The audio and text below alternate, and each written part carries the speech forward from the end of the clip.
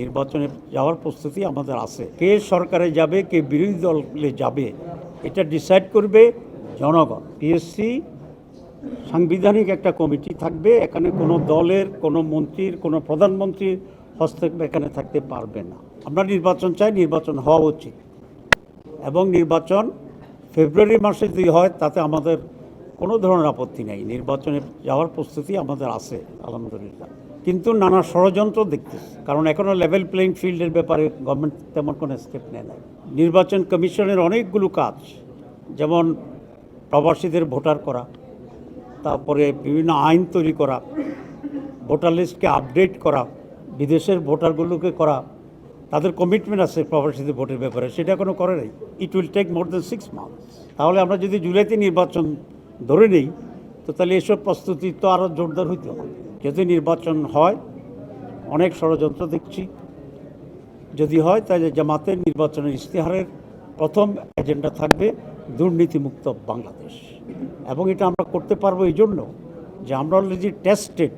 ছোটোখাটো যেখানে যেখানে আমরা ছিলাম, আমাদের নেতৃবৃন্দ এবং আমাদের লোকেরা দুর্নীতি করে নাই, এবং আমাদের দলে দুর্নীতি করলে দল থেকে বহিষ্কার হয়ে যায়, এই আইন এবং নীতি আমরা ফলো করি। যদি একটা ফেয়ার ইলেকশন হয়, লেভেল ফিল্ড সেখানে তৈরি হয়, এবং কিছু আইনের পরিবর্তন দরকার ইলেকশন কমিশনে, সে আইনগুলি তৈরি হয়, তাহলে আমরা তো ইলেকশনের জন্য অপেক্ষায় আছি আলহামদুলিল্লাহ, এবং আমরা মনে করি পিপলস করবে। আরেকটি কথা বলে দিই, কে সরকারে যাবে, কে বিরোধী দলে যাবে, এটা ডিসাইড করবে জনগণ। তবে তার পূর্বশর্ত হচ্ছে একটা ফ্রি, ফেয়ার, ক্রেডিবল ইলেকশন। অনেক সচিব আছেন যারা ইংরেজিতে ড্রাফট করতে পারে।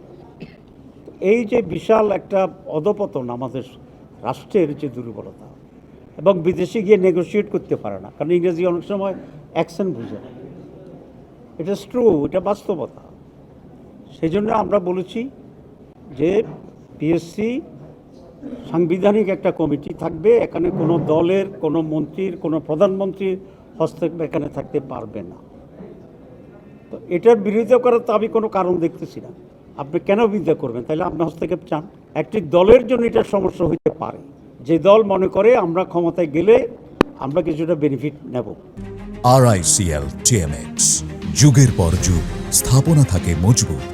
আর যদি মনে করে যে আমরা কোনো অবৈধ বেনিফিট নেব না, তাহলে এখানে মেরিটের বেসিসে নিরপেক্ষভাবে আমাদের দেশের যারা উচ্চ প্রশাসনে আছেন তাদের নিয়োগ হবে, এতে তো আপত্তির কোনো কারণ নেই। তাহলে এই হাউসকে কনভিন্স করতে হবে যে নিরপেক্ষ, হস্তক্ষেপহীন, মেরিট ওয়াইজ একটি রিক্রুটমেন্ট যদি হয়, তাহলে দেশের কী কী অসুবিধা আছে এটা আমাদেরকে কনভিন্স করতে হবে।